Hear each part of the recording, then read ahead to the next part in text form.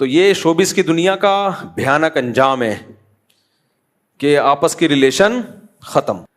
تو یہ جو دنیا ہے نا فلموں اور ڈراموں کی دنیا, شوبز کی دنیا کے لوگ ہیں, انہوں نے اپنا پروفیشن بھی تو بچانا ہے نا. انسان کے ہاں رشتوں کی کوئی ویلیو نہیں رہتی, صرف مادی رشتوں کی ویلیو ہے. پیسہ پیسہ پیسہ. ماں یا باپ سے مقدس کوئی رشتہ ہوتا نہیں ہے.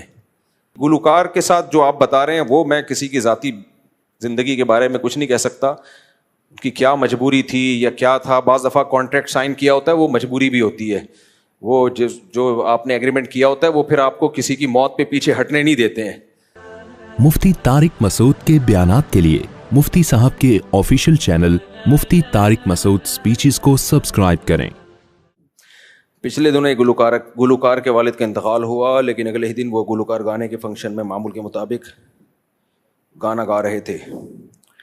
ہمارے لوگوں میں بہت سے لوگ اس کام کو سراہ رہے ہیں اور اسے پروفیشنلزم قرار دے رہے ہیں. شریعت کی نظر میں اس کا کیا حکم ہے؟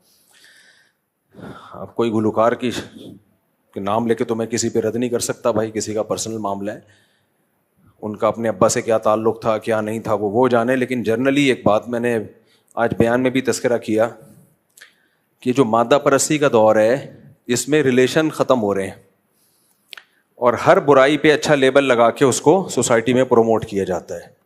ماں یا باپ سے مقدس کوئی رشتہ ہوتا نہیں ہے.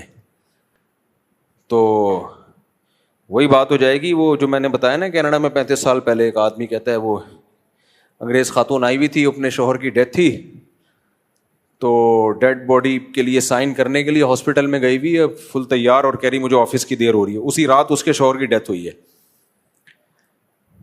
تو اب مادہ پرست لوگ تو بولیں گے پروفیشن ہے بھائی, جاب ہے, شوہر ہے.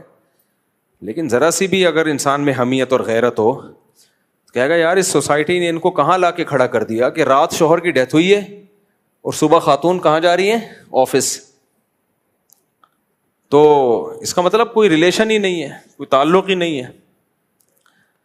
تو یہ جو دنیا ہے نا فلموں اور ڈراموں کی دنیا, اس میں 2 کیس تو آپ کے سامنے آ چکے ہیں. 1 مہینے کے اندر 2 اداکاراؤں کی موت ہوئی ہے اور دونوں کی لاش میں بدبو سے پتہ چلا کہ مر گئی ہیں. اس سے پتہ چلتا ہے دین کو چھوڑنے کے بعد انسان کے ہاں رشتوں کی کوئی ویلیو نہیں رہتی, صرف مادی رشتوں کی ویلیو ہے. پیسہ پیسہ پیسہ. یہ کتنی بڑی تباہی ہے. ایک اداکارہ کی لاش 9 مہینے بعد مل رہی ہے, اس کے ابا کہہ رہے ہیں کہ مجھے اس سے کوئی لینا دینا نہیں ہے. میڈیا نے اس کے ابا پہ اتنا دباؤ ڈالا. میڈیا نے کیوں دباؤ ڈالا؟ اس لیے کہ بہت سارے ایکٹر لوگ اور ایکٹریسز ان کی اوقات سامنے آ رہی تھی کہ ان کے ہاں یہ ریلیشن کی یہ حیثیت ہے. ظاہر ہے جو شوبز کی دنیا کے لوگ ہیں انہوں نے اپنا پروفیشن بھی تو بچانا ہے نا. تو اس لیے ابا اماں پہ دباؤ ڈال کے ان کو اگلوایا گیا کہ ہاں جی ہماری بیٹی ہے. اور کچھ لوگ کہہ رہے تھے یہ باپ اور ماں کا بیٹی سے ایسا رشتہ نہیں ہونا چاہیے. بھائی بیٹی کا ماں باپ سے کوئی رشتہ نہیں تھا, یہ اس کی علامت ہے. ماں باپ کا کام ہے بلوغت تک بچوں کو کیئر کرنا, جب وہ چھوٹے ہیں. جب بڑے ہو گئے تو اب ان کا کام ہے ماں باپ کو خوش کرنا. لیکن ہمارے ہاں بچوں کے حقوق آج کل ماں باپ سے زیادہ چل رہے ہیں. نوجوان نسل کو خوش کرنے کے لیے نا ان کو اپنے باپ کا بھی باپ بنایا جا رہا ہے, اور یہ سارا سیٹ اپ چل رہا ہے سوسائٹی میں. نوجوان لوگ اس سے خوش ہوتے ہیں.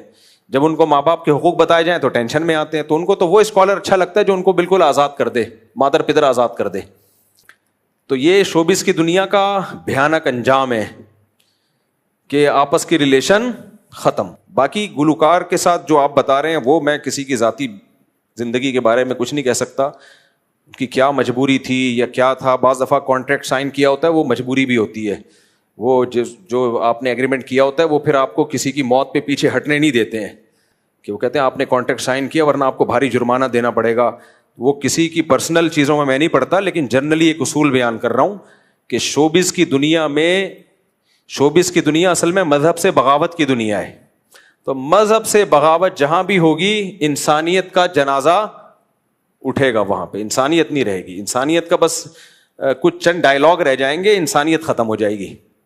تو اب ڈائلاگ رہ گئے ہیں بس. انسانیت کا رشتہ سب سے پہلے انسان, ہیومن رائٹس, ویمن رائٹس گئے تیل لینے. کوئی رائٹ کوئی نہیں دے رہا. رائٹس کے انگریز تھوڑی بیوی کو حقوق دیتا ہے. ویمن رائٹس پہ تقریریں کروا لو انگریزوں سے. ویمن میں بھائی وومن میں تمہاری اماں پہلے ہے. کوئی رائٹس ہیں اماں کے؟ کوئی رائٹس نہیں. وراثت تک نہیں ملتی. بیوی کے حقوق نہیں ہے, بیٹی کے حقوق نہیں ہے. رائٹس کی تقریریں کروا لو بیٹھ کے. اچھا میرے بوئی, عورتوں کے لیے اکیلے قبرستان جانا عام ہوتا جا رہا ہے. خواتین کے اس عمل کی شرعی حیثیت کیا ہے؟ غلط ہے بھائی. ایک کوئی قبرستان میں جن بن کے بیٹھ جائے, ایک دن کسی خاتون کو ڈرا دے, وہ اپنے شوہر کی قبر پہ آئے نا, وہ پیچھے چھپ جائے اور اس شوہر جیسا حلیہ بنا کے کہے میں آ گیا, وہیں بے ہوش ہو جائیں گی وہ. تو یہ صحیح نہیں ہے. قبرستان کا ماحول تو خراب مت کرو. ایک ایسی جگہ ہے جہاں جا کے انسان آخرت کی یاد تازہ ہوتی ہے. ایک ایسی جگہ ہے جہاں جا کے انسان لے کے تھا بیٹا اچھا نہیں ہونے والا تمہارے ساتھ. وہاں بھی اگر خواتین جا رہی ہوں تو پہلے خواتین برقعوں میں آئیں گی, تھوڑے دن کے بعد چہرہ کھولنے کے آئیں گی, پھر اس کے بعد خواتین کو روکنا کہاں آسان ہے بھائی. پھر اس کے بعد وہ بھڑکیلے قسم کے برقعے آئیں گے. پھر جب قبرستانوں میں رش بڑھے گا تو پھر چادروں پہ آ جائیں گے. پھر وہی ماحول بن جائے گا. قبرستان میں اور حیدری کی مارکیٹوں میں فرق ختم ہو جائے گا. پھر قبرستان جانے کا دل چاہے گا کہ میں کب مروں گا. تو وہ وحشت جو قبرستان میں انسان کو آخرت کی یاد دلاتی ہے نا, وہ وحشت ختم ہو جائے گی. اس لیے خواتین کو چاہیے ایک نہ ایک دن سب نے قبرستان جانا ہے, اس ٹائم کا انتظار کر لیں. آپ جائیں گی قبرستان, بے فکر رہیں, پھٹے پہ ڈال کے چارپائی پہ ڈال کے آپ کو وہیں لے جایا جائے گا. اس سے پہلے جانے کی کوشش نہ کریں. اس چکر میں بہت سے مرد قبرستان پہنچنے لگے ہیں. اچھا بھائی, بنگلہ دیش سے ہمارے کچھ دوستوں کے فون آئے ہیں. ڈھاکہ مرکز الفرقان کے پروگرام میں ٹکٹ لگائے گئے تھے, 1000 روپے, 4000, 5000. کیا یہ پروگرام کمرشل تھا اور یہ صورتحال آپ کے علم میں تھی؟ اچھا بھائی, میرا بنگلہ دیش کا سفر فری پھوکٹ کا تھا, کمرشل بیسس پہ نہیں تھا. میں بار بار لوگوں کو بتاتا ہوں, میں جہاں بھی دنیا میں تبلیغ کے لیے جاتا ہوں فری پھوکٹ کا ہوتا ہے. ثواب کے علاوہ کوئی خوشی سے کوئی ہدیہ دے دے تو ایک الگ بات ہے, وہ تو کوئی بھی کسی کو. آج ایک صاحب آئے ماشاء اللہ, وہ کیا لے کر آئے تھے, 4 گھروں کے لیے ماشاء اللہ کھجور اور اس میں بادام وادام. میں تو خوش ہو گیا, میں نے کہا چلو, ورنہ مجھے تقسیم کرنا پڑتا ہے. کوئی صاحب آئے کبھی کھجور لے کر آ گئے. اب اس پہ تو گورنمنٹ کی طرف سے پابندی نہیں ہے نا, یہ میں تھوڑی کہہ رہا ہوں کہ وہ تو خود ہی اپنی خوشی سے کوئی کھجور لے آیا, کوئی کچھ لے آیا, کوئی تو. لیکن میرا جو جتنے بھی ٹریولنگ ہوتی ہے وہ فی سبیل اللہ ہوتی ہے, اس کے کوئی چارجز نہیں ہوتے. تو بنگلہ دیش میں بھی فری پھوکٹ ہی کا تھا. مرکز الفرقان والوں نے مجھے پتا چلا کوئی ٹکٹ لگائے ہوئے تھے 1000, 4000, 500 میرے بیان میں, تو وہ مجھے نہیں پتا تھا, تو وہ لگائے ہیں. تو آپ جانے, جو بنگلہ دیش والے جانے مرکز الفرقان, اور اس میں میرا بھی کوئی کمیشن نہیں تھا اور نہ مجھے کسی نام پہ ملا ہے, کچھ بھی نہیں ہے اس میں, فی سبیل اللہ. تو مجھے بعد میں لوگوں نے شکایت کی کہ یہ 5-5 ہزار بھی ٹکٹ لیا انہوں نے.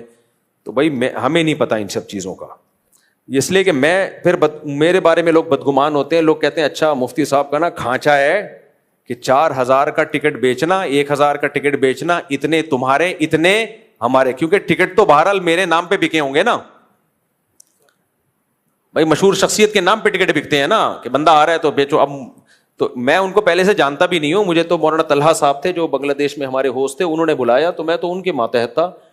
تو اب کسی نے ٹکٹ بیچا ہے نہیں بیچا مجھے نہیں پتا بھائی. تو اس لیے میں نہ کسی کو صحیح کہہ رہا ہوں نہ غلط کہہ رہا ہوں, لیکن میرا یہ دورہ کمرشل بیسس پہ نہیں تھا.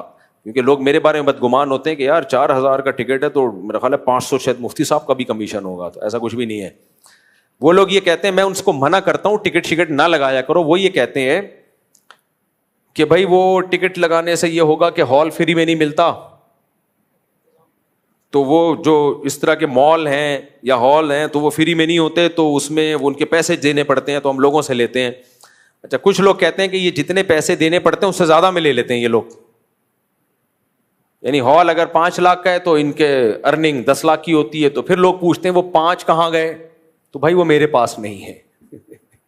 کچھ نے کہا یہ ہال 20 لاکھ میں بک ہوا اور ٹکٹ بکے 40 لاکھ کے.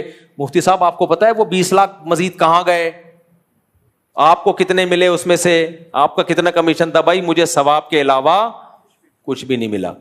تو یہ میں اس لیے کلیئر کر رہا ہوں کہ آپ جانیں, وہ لوگ جانیں, جو بنگلہ دیش والے جانیں اور مرکز وہاں مرکز کو مرکز بولتے ہیں بنگلہ دیشی زبان, مرکز الفرقان والے جانے. تو یہ وضاحت میری طرف سے ضروری تھی. اچھا بھائی, ہم تو مجھے تو چلو انہوں نے اسپانسر کیا تھا, ٹکٹ آنے جانے کا انہوں نے دیا تھا, میرے تو 2 دوست اپنے خرچے پہ گئے ہیں. تو بیچارے ٹکٹ بھی ان کو بھی لوگ سمجھ رہے ہیں ان کا بھی بہت کمیشن تھا. بھائی یہ تو اپنا خرچہ کر کے گئے ہیں یار, صحیح ہے, ان کا تو ٹکٹ بھی اپنا خود کرایا انہوں نے. میرے ساتھ کوئی بھی جائے نا فری پھوکٹ میں نہ جائے. کچھ کیونکہ بعض اسکالرز ہوتے ہیں وہ جا رہے ہیں تو ان کے ساتھ 8-10 غریبی میں جا رہے ہوتے ہیں, وہ بھی سب فری ٹکٹ ہوتے ہیں. میں نے اپنے دوستوں کو بولا ہوا ہے مجھے اگر کوئی کہیں بیان کے لیے بلائے گا, اگر میرے ساتھ جانا ہے تو میں اس کو بولوں گا اس سے پیسے لو.